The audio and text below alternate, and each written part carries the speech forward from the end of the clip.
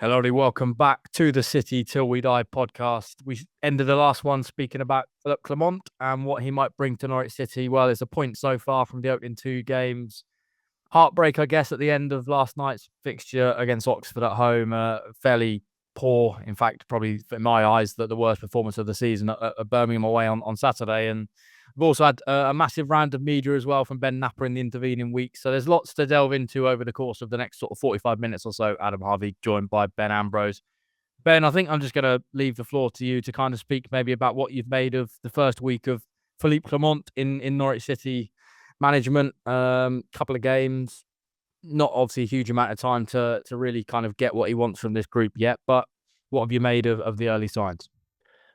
Well, to try and start on a slightly upbeat tone, because we're going to have to react to last night's heartbreak. I'll call it heartbreak because it was, and it taught me one thing, which is that I do in fact still care, which is kind of refreshing, but also utterly depressing. But to start on an upbeat note, Philippe Clement, I don't think we could have appointed someone that would have made me feel so quickly like on board. Do you know what I mean? So with him, it feels like he's proper. It feels like he knows what he's doing. He's got that pedigree, and it feels like things can be turned around. What that means to me is avoiding relegation.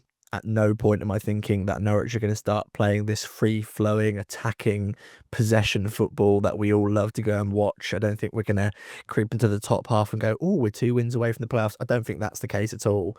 But I look at Norwich City, and we always sort of say where they are now, and I look at the position they find themselves in. I think, right, I think Philippe can get us out of the relegation zone. I think he can help us sort of retain championship status, but there's the one stumbling block, and it's the man who went round and did his media and took an absolute battering. And let's just get one thing straight, Adam. Rightly so. Rightly so. I think it was really interesting because there's only so many things he could have said, but it feels like each sort of media outlet had a go and had their own perspective. You had the Pinkin who were they almost have to be professional, don't they? Whereas TNC could be a bit more fan orientated, and Henry Winter's got nothing to lose because he's an established journo who really knows what he's doing, and well, he's one of the best in the business, isn't he? And I think his was the best and the most enjoyable to watch because it really feels like he stuck it to Knapper as well as he could have on a club channel. But here and now, I'm aching after I'm aching after last night. Oh my God. I'm in agony after the most recent game of football we've watched.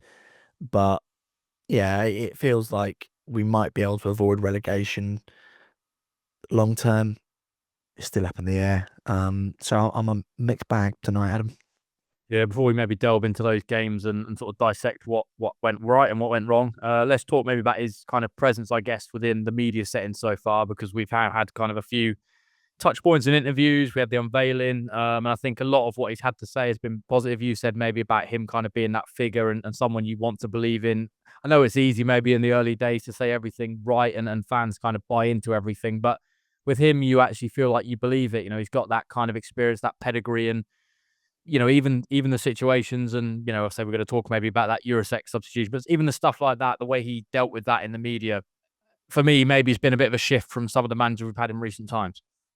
It seems as if he has that blend of there is substance to his words, but he clearly is very calculated and clearly media trained, and I think that's through experience rather than perhaps what you see with players these days where they're told what to say and what not to say and what facial expressions to give. It feels like his experience has actually allowed him to say things that are meaningful but sensible, and hopefully it remains that way. Obviously, towards the end of his time at Rangers, it got a little bit sort of heated with the media, didn't it? I don't think he'll ever find that sort of or face that kind of scrutiny here in Norwich. But the way he presents himself is excellent.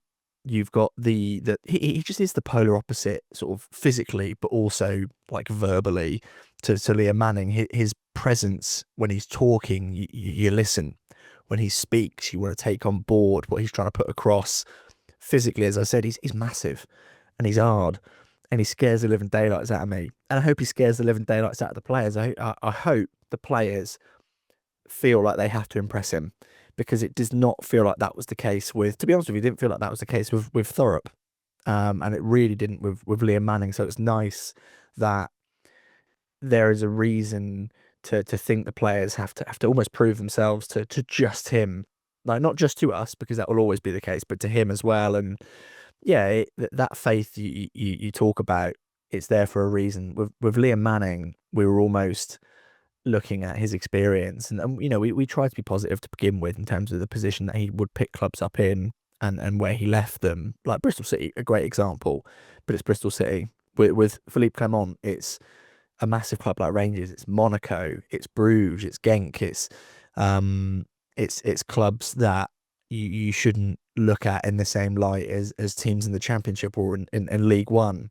And again, what are we, 7 days in to his reign, to his tenure, and it feels like there's a little bit of a mentality shift starting, which is positive. But yeah, I don't know how you feel about it. I feel like most Norwich City fans feel quite similar.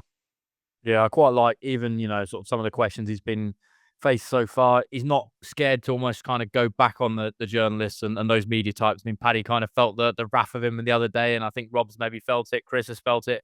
All of those that we love and respect within the sort of media space have maybe come under his fire already, which I like that from him. He's not scared to kind of put himself out there and and kind of face that, which yeah, something we've not really seen for a long time. And it's almost Paul Lambert-esque. I know maybe his name's a little bit mud in the Norwich City space for things that have happened since, but he wasn't afraid to kind of go back at reporters and almost have that debate and that conversation. And that's kind of what the fans loved, I think. And Philippe Clement's got a little bit like, a bit about him, I guess, we're in that respect. So yeah, liking the early signs from him there.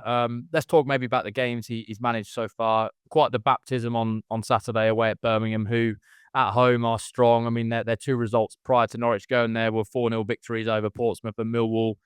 And Norwich kind of, I think, maybe felt the full force of that Birmingham side on Saturday. Well, what did you make, I guess, of the setup and maybe some of the changes he made and the tweaks? It's a really tough one in terms of assessing Clement and the impact he tried to make.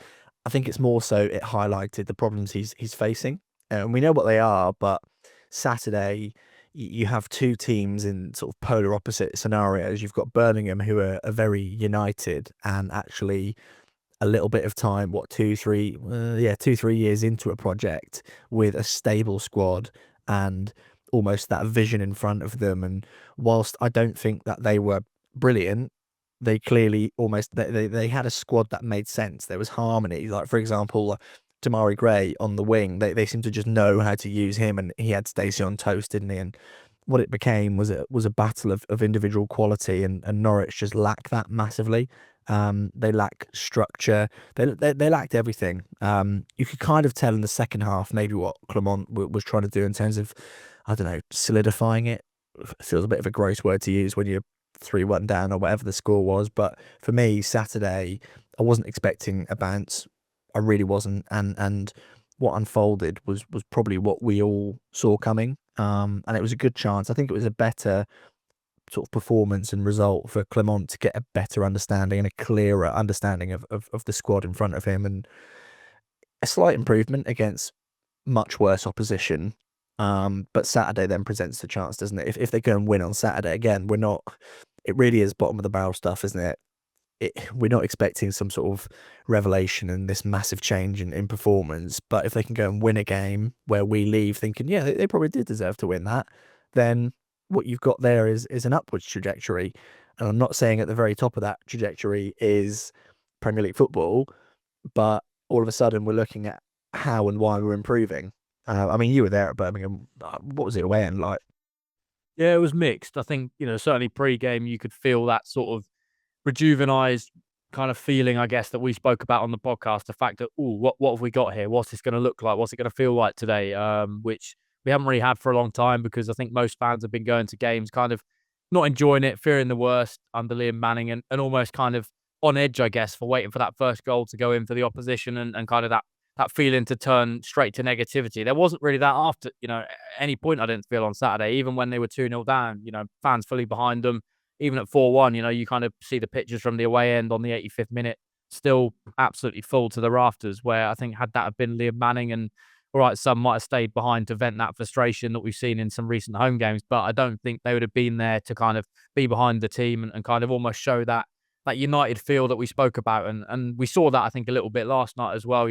There was that willingness from Carrow Road, certainly straight on from sort of kickoff to try and see a performance, see a result. And obviously they got pretty close. And that's the most recent game and probably the one that more people want to talk about, because Saturday feels like a long time ago already because of that sort of more positives, I guess, that came out of last night's game and some of the changes he made. McConville, I thought, had an excellent, 90 minutes performance, maybe via, a few moments that I think the whole team, within a 90-minute period is going to be suffering because of the lack of confidence and the fact that they're still trying to learn under a new head coach. We saw Emi Marcondes come in, who hasn't featured for quite a while. I thought Jova Makama was excellent as well last night. So what did you maybe see the difference, I guess, from Saturday's performance to last night? You spoke there about maybe the difference in quality of the opposition, which was pretty clear to see, but there was more positives to take definitely from last night's performance compared to Saturday. Yeah, the first thing to say in terms of the more positives is what we spoke about just before hitting record, which was the standards are on the floor. What we're going to sit and talk about positives wise is really nothing to write home about. It's nothing to be sort of, I don't know, massively optimistic about. But yeah, you're right. There were positives. McConville, for me, it was individual performances were the positives, and also as a collective, I felt the pressing. It felt a bit more.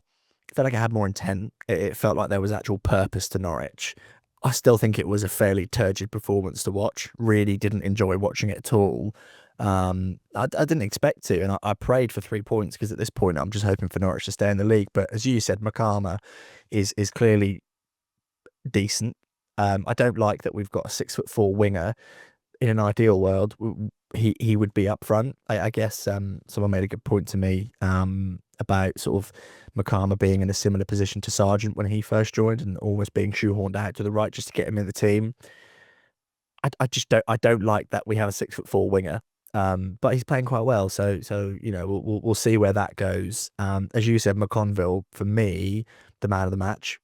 He just did the basics well, and what frustrates me is where on the ball and also his like assist, whatever you want to call it, for the goal, that sort of really brought it down on his chest. That's just someone who clearly is just gets it. And it's the first time I think in a yellow shirt that he's really been able to display what he's good at, which is defending, winning headers, tackling, just holding the line pretty well. Again, he suffered towards the end of the game like they all did, where they just dropped further and further back, and when you're Norwich in the position they are, that goal that came at the end was almost inevitable. And that's not going to be an overnight fix, but hopefully that will provide that learning experience for Norwich to bounce back from. But I feel a little bit for McConville because on the ball he wasn't brilliant, but no one in front of him actually allowed him to do anything with it. And there was a lot of those sort of clearances, which I don't mind. And there were a lot of those sort of attempted long balls, which again, I don't mind. It's just being smart with it and being able to pick and choose when you need to do it. Because I think it should always be a last resolution rather than or not a last resolution. It should always be considered, whether it be, oh, I have to, or, oh, look, there's an open bit of space there. But those two for me, I thought Fisher was decent in the second half. But Norwich's fullbacks, oh, it's just, man, it really. I thought Stacey was terrible. But at the moment, it's the same as the wingers. Really, they're just on the sides. There's just nothing. I think for me, it's recruitments that will fix that. But again, centre of the park as well. Like, we were trying to be positive, weren't we? Centre of the park as well was just a little bit immobile and almost just not what I wanted. And again, it's not an overnight fix, but there was some glimpses of quality there, and they created the chances to win. I don't think they deserved to win necessarily, but they should have. They had the chances to win the game. Yeah, I don't know how you feel. I feel like I'm a lot more sore than most people about last night. Yeah, I think the fact that was, I mean, as I say, you mentioned there, the standards for me doesn't mean that last night's performance was great by any metric, but compared to what we watched, it was definitely an improvement, albeit against a pretty poor opposition. And yeah, I felt there was enough positives there to cling on to that this can be turned around, and that we have got some good players in certain areas, and maybe a little bit of depth. The likes of McConville being able to come in, step in, and put in that sort of performance. Just very comfortable on the ball, technically very good, and some of those passes. I mean, there was that excellent pass. I think it was Stacey played it through to, which was, yeah, for a centre back. That's the sort of pass that I want to be seeing my centre back be able to do, and he looks comfortable in that position, which I like for quite a young lad who hasn't really been in the sort of the limelight, or sort of had a lot of opportunities since being at this football club. There is still concerns. Josh Sargent, for me, again, don't really know what's quite happened to his form, but seems to remain a little bit isolated. Not really kind of that Josh Sargent that we know and love. There was an opportunity, I think, in the second half where I just thought, hit it, and in any other time, probably earlier in the season, and definitely in previous seasons, he would have hit that. But yeah, that's kind of, I think, where they're at, and it's just about trying to get those small little tweaks right. And I think once they get a win and maybe that confidence starts to grow a little bit, big opportunity on the horizon on Saturday, then hopefully they can start to turn it upwards. And as you said, for me, survival this season is absolutely the key now. It's nothing else. It's not about finishing mid-table. It's not about finishing X position. It's just about purely staying in this league and trying to build then the blocks for next season, hopefully under a little bit more stability for Philippe Clement, to try and build a team that's capable of competing in the Championship compared to where they're at the moment. I mentioned there Josh Sargent. What did you make of that change? I guess maybe not Josh Sargent, but Chris Goran, who 3-3 prior to last night's game, dropped out of the starting 11. Of course, came on the pitch in sort of the latter stages of that game. Were you surprised, I guess, when that team news dropped, that Clement has made that bold change, given he's made some big changes, I guess, the likes of McConville coming in that maybe wouldn't have expected prior to kick-off? I wasn't surprised. I was. I mean, I wouldn't even say I was annoyed. Really, I would have started for Scarron, but that's because I, unlike Philippe Clement, have been watching him sort of almost develop at Norwich. I know Clement's saying he's watched all the games and stuff, but it is different, and he is in a position where he's almost experimenting. He's trying to give people chances that perhaps you wouldn't quite expect to have those chances. And I'll be honest with you, there's a small part of me that thinks he's almost trying to play people who he knows that after they've played he can drop. So I think Shane Duffy is a victim of that. I think Marcondes last night is a victim of that, which you see in management. And I mean, the more controversial thing was how Fiskaren got onto the pitch. And you're a second, I'm sure you were going to sort of segue to this in a bit, but Fiskaren is someone who you don't look at and think, yeah, he's not trying. He's always someone who rats around and has a lot of quality. And for as much as we batter the recruitment team, and will continue to, he's a great find and a very good player. It's just the polar opposite of Jurasek. So no, I wasn't surprised. I like, and it links back to what we said earlier about Clement's comms and sort of what he's sort of, the story he's almost telling of, look, everyone gets an equal shot. I'm gonna try certain things, and the main thing is taking the accountability for what he will look back on as a mistake. So Jurasek, sort of bringing him on and taking him off. I thought he handled that brilliantly. When it happened, I thought, oh, here we go again. This is going to be another, not exactly like Christos Scholes, but it's going to be an unnecessary headache in that regard. But no, I think he handled it brilliantly. And actually, what he's done is, with that specifically, and it's almost the same as with Marcondes and Duffy and playing them, is it puts a message to the individuals of react well to the situation you're in, but also to the team, whether that be, oh, I'm starting, I didn't quite expect to start, or Jurasek, where, okay, he has his little strop as he comes off, but what he's done is he's put the ball in his court and said, here you go, mate, how are you going to respond to that? And if he's going to roll over, cry, and almost down tools, see you, mate, see ya. Whereas what I hope will happen, and I don't see why it won't happen, is he gets his head down and goes, do you know what? Whether it's through gritted teeth or not, gets his head down, tries really hard, gets in the team, gets a tune out of him, gets a tune out of himself, and yeah, we'll see. So no, I wasn't particularly surprised, but equally, let's not see Mark on this start again, please. I think that would upset me quite a lot. Yeah, it was very, very poor. You mentioned Jurasek there, and that was definitely kind of the segue I was going to go down. What? Yeah, you've touched on it there. I mean, you look at kind of his whole Norwich City stint so far, nearly 11 months in the building now, and 3 different managers, injuries at different points. It's not been plain sailing, or I guess even 4 managers, if you want to include Jack Wilshere in that. He's had his problems. Psychologically, I think there's been issues there as well. Maybe that sort of trust in his body, if it's been a fitness-related thing. Maybe not had that trust from any manager yet to kind of guess build himself into the team, get a run of games, get that confidence going. How will this impact him? You mentioned there about almost that response that Clement will want from him now, but is it almost in his head kind of almost setting him back another kind of step in his Norwich City career? He looked at kind of the deflated feelings as he walked around the pitch. Do you think we'll ever, I guess, see him feature and get to maybe the levels that we want to expect from a player that we paid pretty good money for? I don't know. I really don't know how he'll react to it because I don't know him as a person. We don't really know him as a player. I think from what he was sold to us as, and Philippe Clement actually acknowledged that he knows him as a player from previous experience. So clearly there's something there. And actually, with the trust that I have in Philippe Clement, I like to think if anyone's going to get a tune out of him, it's going to be him. But it's not something we can really speculate on. It's more that something we can sort of place blind faith in that he bounces back because if you're going to be a footballer, you have to face adversity. Nothing is plain sailing. You have to work incredibly hard to get to where you want to be. And if you don't want to put in 110%, even when the odds are against you, you're not going to get anything back out of it. So I don't think we should speculate or almost predict. We just need to watch this challenge that he's given to Durasek specifically, and anyone who wants to listen. We just need to see how they react. And I'm hoping and I'm praying that it's positive, and he sees it as a chance. And again, the comms were good with Clement, where he didn't stoke the fire, and the chat between Clement and Durasek after, that's going to be a bit more in depth and tactical. Hopefully it's a bit more than why didn't you run, you lazy little. But it's just there's so much adversity in front of Norwich right now, and what did Jeffrey Schlupp say after? I think it's Sheffield Wednesday. Said we don't deal well with disappointment. They're going to have to start dealing with disappointment much better than what they have been. And now they've got someone who actually has a clue, but also seems like he has a bit about him and a bit of inspiration behind his words. I mean, why can't it happen?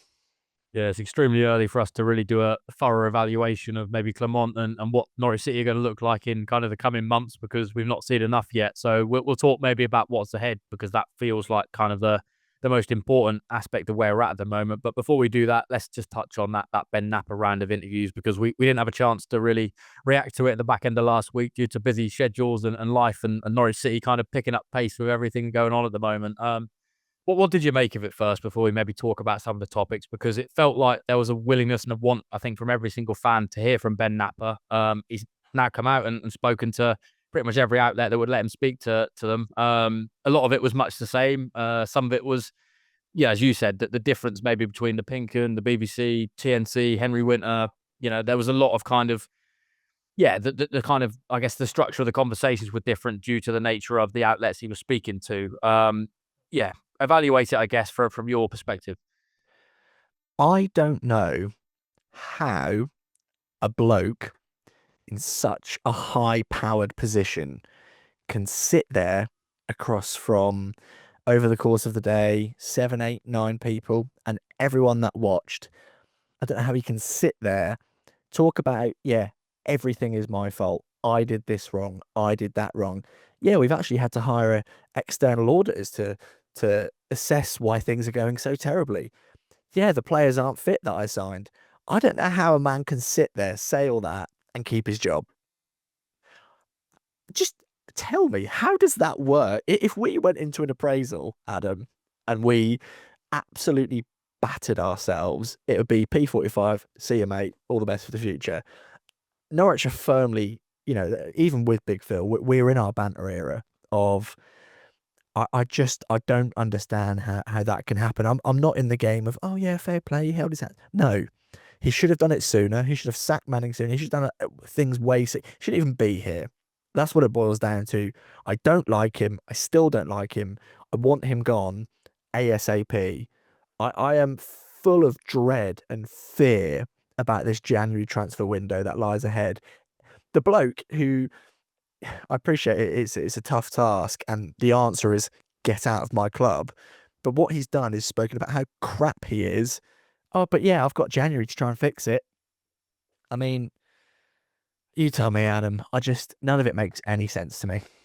No, that was exactly how I felt it would go. I know we had this conversation on one of the most recent pods about maybe what would he say in front of the cameras, because what can he really say? Ultimately everything that's wrong with his football club at the moment has stemmed from decisions that he's made, or others within that executive committee at the top of this football club, that collectively are failing drastically at the moment. And there is a lack of accountability. Yes, he's stepped out and said, I made lots of mistakes, but did I really feel like he took full account for some of his errors? Not really, because ultimately he knows he's fairly safe and there's no real pressure. I know Atanasio maybe spoke about sort of pressure and kind of, I guess, reviewing individuals within the football club and their performance. But when Liam Manning's been sacked, but Ben Knapper remains in post, and we spoke about this as well. The fact that the two of them, to Atanasio's sort of point of view, were hand in hand. It was Ben needed Liam, Liam needed Ben, and then Liam departs the football club, but Ben's still here, can make another decision on a head coach, can come out and basically publicly on numerous channels accept that he's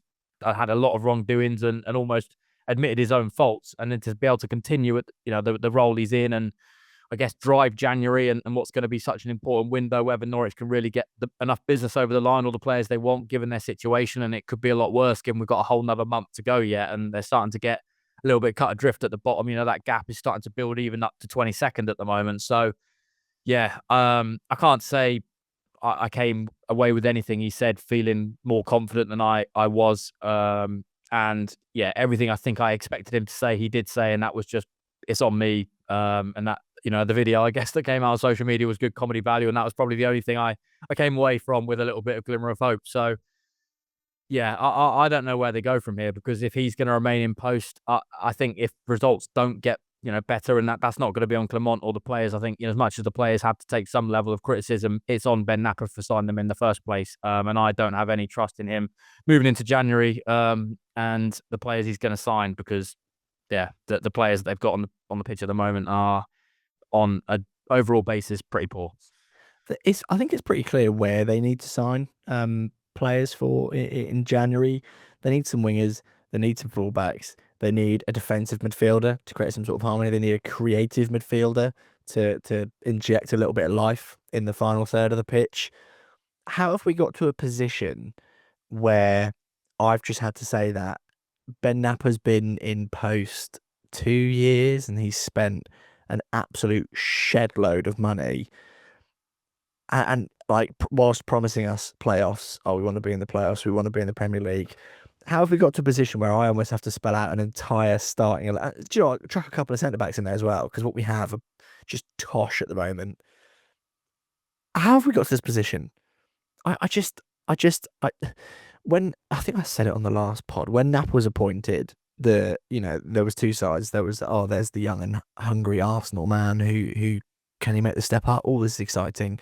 Versus this guy's inexperienced. He doesn't know, he's never done the role before. Norwich needs someone who knows how to steer the ship. And the latter has proven to ring true. And I don't want the bloke. I mean, I've tried to be nice about Mark Atanasio, because as a human being, I don't dislike him. He seems all right, and we can do the whole his heart seems in the right place, and I mean we can do that until we're blue in the face. But I'm looking at him thinking, mate, he is burning your cash in front of your very eyes, and you back him? Like, if someone took 60, 70, whatever million pounds of my money and burnt it in front of me, I don't think I keep them in a job. And that is exactly what's happening at the moment. And I think it was Henry Winter asked a question to Ben Knapper of like, how much do you need, Philip, to do well for your sake? And he looked very uncomfortable, because he knows that if it doesn't work, I think he's gone anyway. I personally don't think he'll stay. What I think is happening now, and actually in my head, hearing about the Atanasios being a bit more involved this time for the head coach recruitment makes me feel like they want to just almost see the process to understand, not to try and help him, but to try and understand the process and be a bit more involved, so that when they do pull the trigger on Ben Knapper, they can be a bit more clued up, I suppose. But I can't stand Ben Knapper. The whole, it's on me. Yeah, that's on me. Just do one, mate. Just get out of my football club along with the rest of them. But him specifically, I can't. Like, I mean, not to make it too personal, but like when I hear his voice, it's just associated with the last 2 years of Norwich City, which, I mean, towards the end of Stuart Webber's time, I thought Norwich would have done well to make me more angry and almost not care, but I do care.